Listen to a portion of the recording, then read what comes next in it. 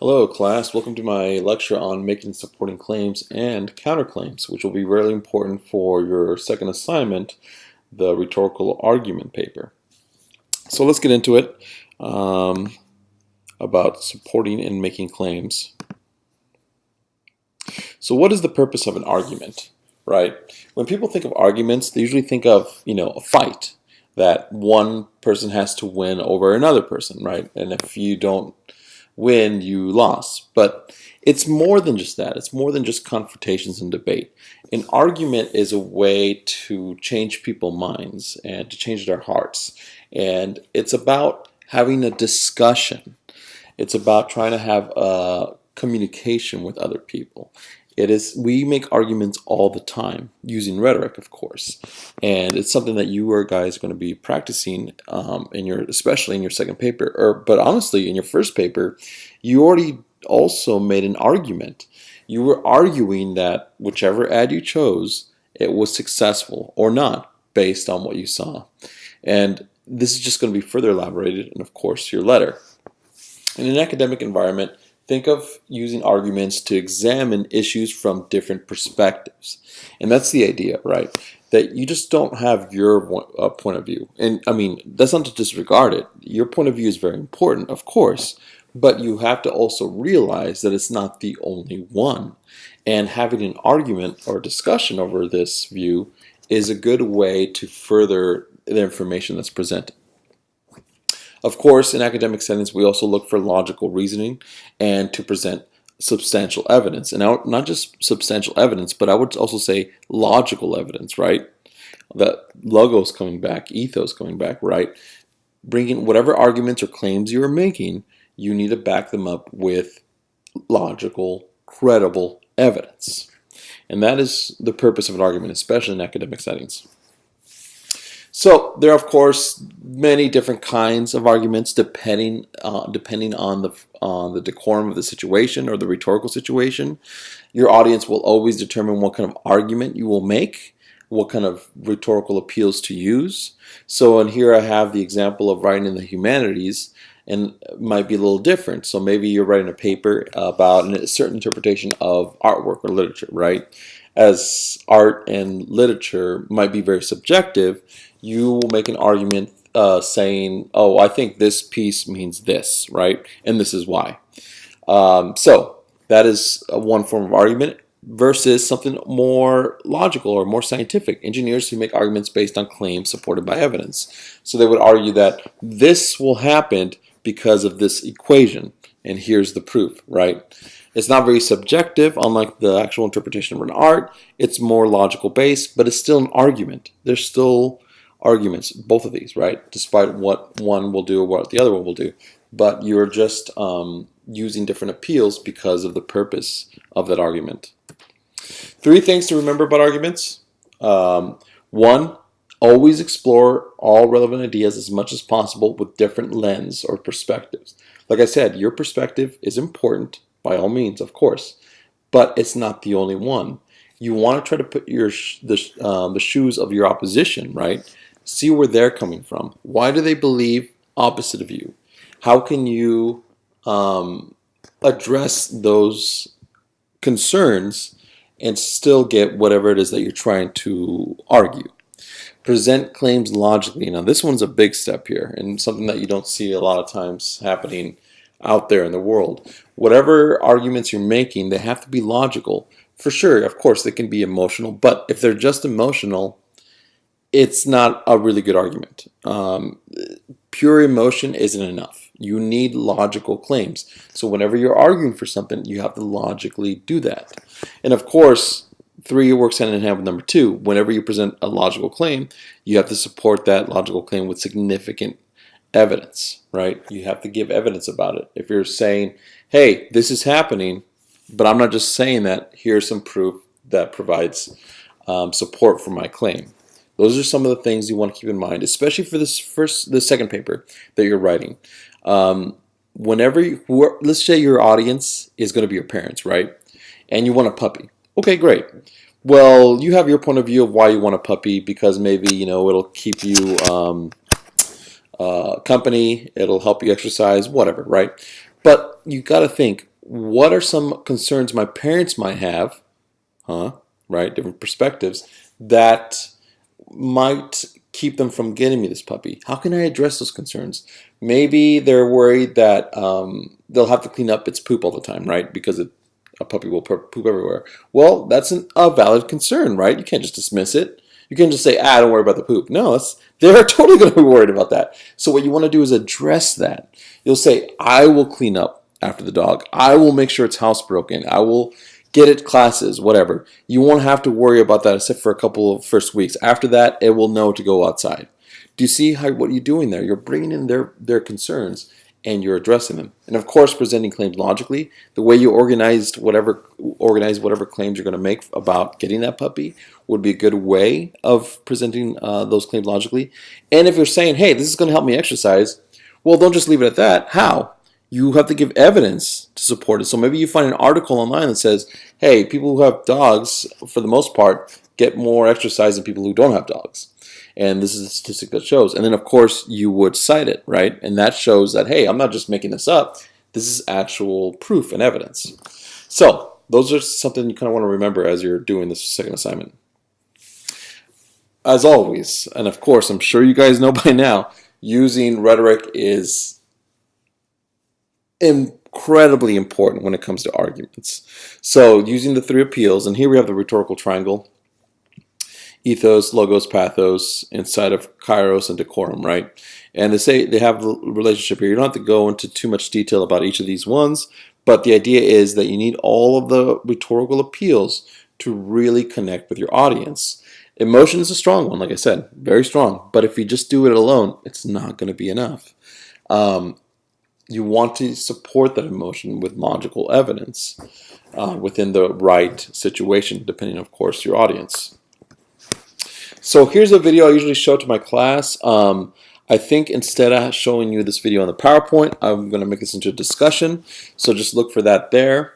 Let's move on for now. So, claims that can be argued. In an academic setting, you must find an issue worth arguing about. So, for this second paper, I just want you to pick something. Whatever it is that you want to argue for or against, and whoever your audience is, that's fine. However, eventually, we're going to get to our research paper. And one of the big things you have to keep in mind is that whatever argument you want to make about whatever topic you want to discuss, it has to be important. It has to be worth arguing about. Let me give you an example. So it would be a worthy endeavor to argue that we need to cut down on a plastic use, right?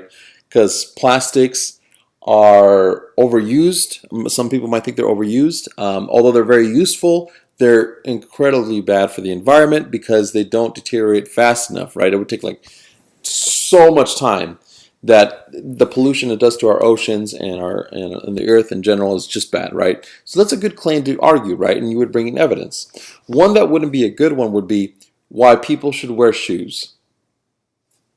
It's just obvious, right? I mean, sure, maybe you could argue that, hey, people should not wear shoes inside the privacy of their own homes, right? They can just be barefoot. Fine. But for the most part, if you argue that, hey, people should never wear shoes anywhere, that's kind of obvious. That's kind of common knowledge. I mean, if you don't think so, try running on a hard pavement like for 5 minutes and see how long you can last without shoes. But that's the idea, is that it's an obvious claim. No one's going to argue against it, right? And that's the idea. You want to find something that's worth arguing, that has proponents on both sides. Another one that's pretty popular, especially in the U.S. right now, or that's pretty highly debated and highly controversial, is gun laws, right? Whichever side you fall on, for or against, doesn't matter. Either way, it's something worth arguing about because both sides of that issue have big proponents, either if you're for or against. They both have their reasons, right? And whichever you fall on, no matter how passionate you are, you have to consider the other side as well. If you don't do this, it's extremely hard to come up with any good substantial piece of writing because it's just not worth really discussing. So, how do you develop an arguable claim? Number one, like I said, find an issue with no easy solution. The gun laws was a perfect example. Plastics is another good example. Climate change is another big, huge one. Things like that, right? And then also find an issue that has many supporters on both sides, either for or against. Whichever side you fall onto, it doesn't matter. What's most important is how you're going to make a very good, convincing argument and be able to take in the opposition's perspective into your personal beliefs and address them in your writing or however it is that you're going to argue. Once you find your issue, you will either persuade your readers to one side of the problem or argue that your case with the goal of having your readers understand your position. So either you're trying to convince them that, hey, I am right, or that, hey, just try to understand where I'm coming from and why I believe this is so. Either way, that is an argument, okay? That is, so maybe you are arguing that a vegan lifestyle is the best lifestyle. Now you're not trying to convince them that they should also be vegan. You're just trying to say that it's a worthy thing to do. And you're not saying, hey, you don't have to be vegan like me, but I just want you to understand how I feel about this and why it's important to me, and this is my evidence. So that's just one example. Focusing your argument into a thesis. So thesis is very important when it comes to arguments because your thesis is pretty much your argument. And if your thesis isn't very strong, it's going to make it really hard for the reader to understand what your argument is exactly. So here we have example here. A single issue like revoking the Second Amendment right is too broad. You need to focus on a claim, what you want to argue for or against. So here I have two claims, right? Again, this is the gun laws, but it doesn't matter which side you're on. I just have one or the other. One example is we should only allow policemen to carry firearms because there will be less deaths in the U.S. due to guns, right? That's one argument. Hey, only police officers, no one else. There'll be less deaths if the civilians aren't able to own guns anymore. And then here we have the other side of it. You can go on. Guns are part of our rights from the very beginning of our democracy, and taking them away is unconstitutional. Again, another argument. They need to be developed further, but you already have chosen the side, one or the other, right? And you have to convince the other side of why you think this is so. And either way, these are a thesis. They need to, again, be further developed, but this is a good start. Once you develop a thesis, as if we've done here, whichever side you fall on, you want to try to make it clear and more accessible. Because not only does this help the reader understand exactly what you're arguing, it also helps you, the writer, the creator, stay on task on your paper. So you said something like, you need to have a better diet because it's better for your health, you'll live longer, and you will, I don't know, be less anxious. I don't know, I'm making that up. But those 3 points I just made, those are the 3 points I'm assuming I am going to go and talk about in my paper because I brought them up in my argument. Why wouldn't I support them, right? And that's what I'm trying to get across to you. And the other thing, though, is when you come with a focused thesis, you're trying to narrow down your argument into a very specific point, like a fine point laser. Because if it's too broad, you just won't be able to support it. If you say something along the lines is that computers are the best thing ever and we need to use them all the time because they're the best tool ever, that's just way too broad. It's just like computers in general, we can do so much with computers. You want to focus on one aspect of it, right? So maybe you're saying word processors, or maybe you're saying certain applications, right? But not computers in general. That's just so broad that it'd be so tough for you to write such a paper to back and make claims to back that kind of thing up. So you want to focus that further. So after that, of course, after you have a focused thesis, after you find your thesis, you want to find good support for your claims, good logical support for your claims. So once you have a strong thesis, you want to make sure that whatever claims you're making, you find evidence. It's not just randomly off on the web, but something that is actually important for what claims you're going to be making. So here I have some support, and for me, I'm just saying, hey, let's see what. Let me open my web browser here. Let's see what would be good support to use? Let's go to this one first. Okay, so what I have here is just a web source I found about the total number of deaths in the U.S., and this is, I think, I forget what year it is. It's 2018. I'm not sure if this is the year of this chart. I think it might be 2012 was the year that it did this for this specific numbers, but it doesn't matter. Let's just say it's current for now, right? All this does is show you how many people died in the U.S. due to guns, either because it was a homicide or by accident. Either way, if the death was due to guns, this is what they charted. So in this year, whatever year it was 38,658 compared to Australia's 238. And the reason I bring this up is maybe I'm saying, hey, we should have less guns because there's proof that shows that if there's less guns in a country, there'll be less deaths due to guns. And this is one of my evidence that I'm using here from the University of Sydney, this little graph here. And they always compare it to Australia, and I'm comparing it to the US. So maybe you want to say, well, that's not fair. Australia doesn't have nearly as the amount of population we have, which is true. And of course, they don't have guns, but that's the main point. So let's say, I don't know, let's bring in some other countries here. And I don't know, Brazil is a big one. Most of Europe, they're pretty small countries, so they're not gonna. Oh gosh, South Africa, I suppose.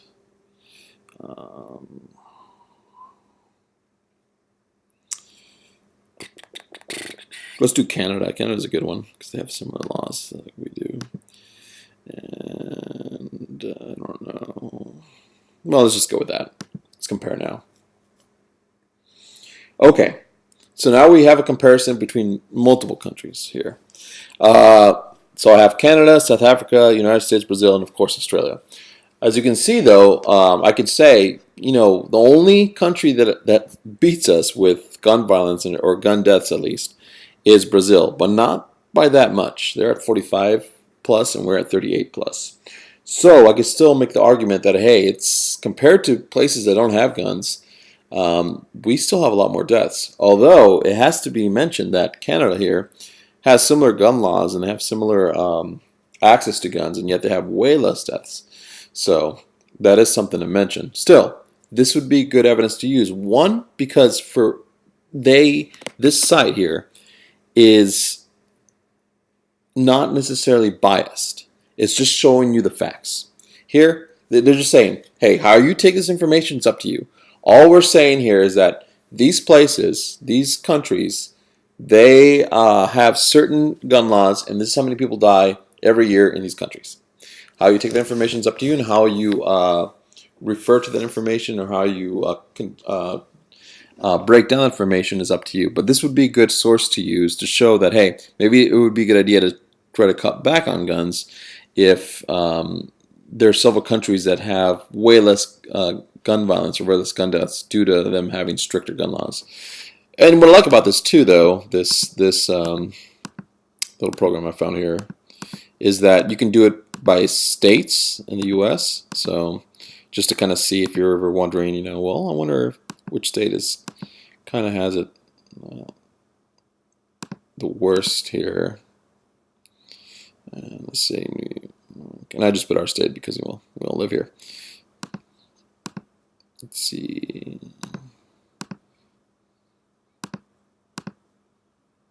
Massachusetts. Let's do Maryland. Imagine if Maryland had the most. Such a small little state. Let's see. Indiana, sure, why not? I think I got Florida, why not? And California. California's pretty big. All right, let's do these. All right. So here, in case you wanted to go by state instead of by country, that's also a good way. And this would be maybe another way to provide evidence. So as you can see, Texas is pretty up there, as is California, which makes kind of sense. They're pretty big states. Florida is way up there too. Michigan is fourth. Indiana, New York, Maryland. Wow, that's really surprising considering how small it is. We're right here, Mississippi, and then of course Massachusetts. What's interesting is that Australia, the whole country, and again, they have way less population, of course, is less than Massachusetts, which is at 242. So again, that'd be a good way to kind of use that, right? Let's try this source here. See what we get there.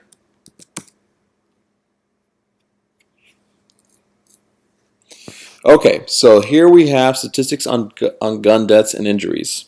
So these are just some facts that they have about what kind of deaths or homicides or injuries happened in whatever they're trying to comment here. And they should be cited. Yeah, so they're all cited here. So they're not necessarily just random statistics with no citations. And we'll look at one of the citations and where they got it from.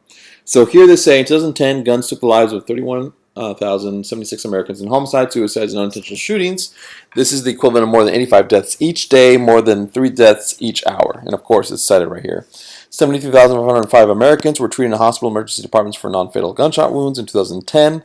So it seems like they're focusing on 2010 the most. And then here we have, between 1995 and 1975, the Vietnam War killed over 58,000 American soldiers, less than the number of civilians killed with guns in the U.S. in the average of 2-year period. So a lot of hard facts here that they're sharing about the number of deaths and injuries due to guns. One thing you have to be aware of when it comes to this source, do you see something interesting about this, though, that the other source didn't have? Well, the other source was, University of Sydney. It was unbiased. It was just showing you statistics. What does this one have that might hurt its credibility?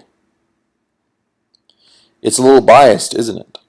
Giffords Law Center to Prevent Gun Violence. So it's a website specifically having a bias already saying, hey, we don't want guns. And so using the source might be a little harder to use than using the Sydney source.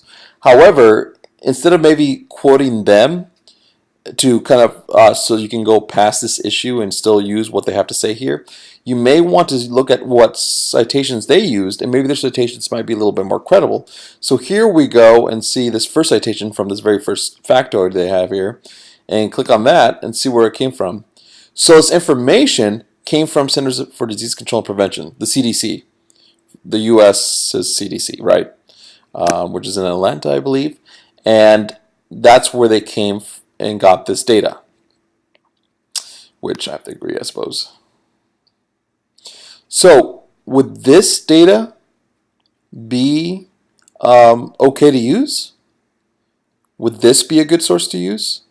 Our own government keeping track of fatal injuries due to gun violence or whatever, whatever kind of way, either injuries or deaths due to gun violence? I would think so. I think the Center for Disease Control would be a great source to use. So even if you can't use this source because it might be too biased and people would point that out as a weakness, which is totally, a good way to argue against your point, well, you'd be like, well, okay, fine. Maybe you're right. Maybe they're too biased to use. So let's look at the CDC where they got their information. How about them? Are they too biased? No, they would have the same credibility as at University of Austin. So that's all I'm getting at with support. Finding good evidence, and that's one of the things we're going to be working on, is finding good evidence to support whatever claims you're making, because you may make great claims, but if you don't have evidence to support it, it won't really matter. Now, using counter-arguments. It is rhetorically effective to use the other side's arguments against your claims and discuss them in your paper, especially if you can discredit their claims by 1, either playing devil's advocate, 2, taking their values into consideration, and 3, using evidence to counter their opponent's opposition. The idea is, whatever argument, especially if you follow these steps here, finding an arguable claim, finding a issue that has supporters on both sides, you will have opposition no matter what. So the idea is, how can you take the counter arguments you're going to get, and how can you make sure to address them? Do not ignore them. Don't ignore what people have to say. So, for instance, if you're going to follow the train of thought we've been following before, you're going to argue that, hey, guns aren't good in America. We need to get rid of them, right? And your opposition is going to be, but it's a constitutional right. The Second Amendment is something that we had since the beginning of our country's birth. That is something you have to address. If you ignore it, it's going to hurt you eventually. It's not going to help your argument. You're not really taking their values into consideration. So what you do instead, you say, oh, yes, I understand the Second Amendment is part of our Constitution, it's part of our American values. However, perhaps that needs to change as the Constitution was made and that Second Amendment was made when we were at war with technology that was vastly inferior to what we have now, especially with the amount of how guns have changed in the last 200 or so years, right? So that's one way to address that. So that's what I mean by playing devil's advocate. What would the other side say about your argument? How can you address that argument before they even give it to you, right? Before they even tell you? Take their values into consideration. Why do they believe the other side of the issue? Why do they believe the way they do? And how can you argue against it? Like I said, when your second letter, you should be doing this. And your second letter, I mean your second assignment, you should be doing this. Whatever you're arguing for, like again, say the dog, you're arguing for a dog. What are your parents going to say that will devalue your argument? So, like I said, oh, it's going to be a mess if we get a dog. He or she will poop everywhere. There'll be fur everywhere. That's why I don't want to get a dog. And you're like, that's a good point, right? Don't just ignore that. If you do, they're going to feel like you're not taking their feelings into consideration. And why should they believe you if you do that, right? Why should they care what you feel if you don't even try to connect with them? As such, you address that issue, like I showed you before. You tell them, I understand this dog might be a mess, but I will clean up after it. I will make sure it's housebroken. I will clean the couches in case it gets mess anywhere. Do you see what I'm doing here? I'm taking their values into consideration, and that helps me connect with them. And of course, use evidence, credible evidence, to support whatever claims you have to counter your opponent's claims. All right? And this is a very important thing, especially in your second paper. This is something you want to practice a lot, is addressing the counter arguments you're going to get. And you will know what counter arguments you're going to get because you are creating this letter and you know who your audience is. So now you will do a discussion exercise on who's the better hero. And it doesn't have to be Superman and Batman, but I will you get more details on that discussion on Canvas. You will pick a superhero, whoever superhero you want, and it doesn't actually have to be a superhero. It could be any fictional character. And you will tell me a couple things, 10 reasons why they're the best of anything. And then, excuse me. And then you will also come up, though, with 10 counter arguments of why people might not think they're so great. And not only just come up with them, you also address them. Don't just say, so for instance, if we say, oh, Superman is so awesome because he has all the powers, right? Great. But he's also weak to kryptonite. That's a strength and one weakness, right? But that's not enough. You want to go further than that. You also want to say, although he has the strength to kryptonite, that's okay because that makes him a more interesting character. Otherwise, he would be completely invincible and they wouldn't be able to have any real danger when it comes to making stories about Superman. Do you see what I did there? I took that counter argument and I made it into a strength. I made it into something that he needs, right? And that's what you'll do. You'll do the same thing with whatever superhero you choose or whatever fictional character you want to choose, okay? So look at that in the discussions to practice using arguments and counter arguments. And otherwise, I'll leave it at that, and I'll see you in my next lecture.